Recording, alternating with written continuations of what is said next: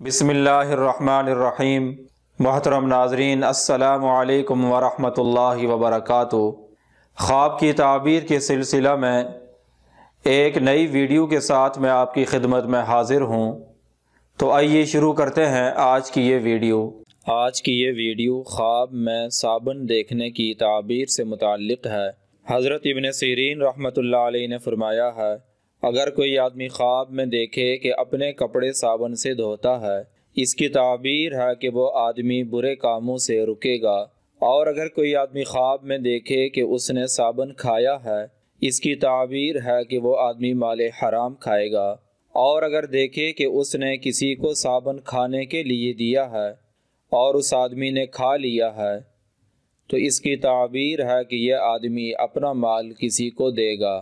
حضرت ابراہیم کرمانی رحمۃ اللہ علیہ نے فرمایا ہے، اگر کوئی آدمی خواب میں دیکھے کہ اس کے پاس بہت سا صابن ہے اور اس نے اپنے کپڑے دھوئے ہیں، اس کی تعبیر ہے کہ اس کی مراد مقصد پورا ہوگا۔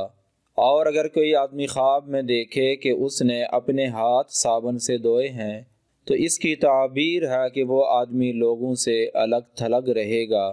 حضرت جابر مغربی رحمۃ اللہ علیہ نے فرمایا ہے، خواب میں صابن کا خریدنا فروخت کرنے سے بہتر ہے، اور خواب میں سفید رنگ کا صابن دیکھنا نہایت عمدہ تعبیر رکھتا ہے۔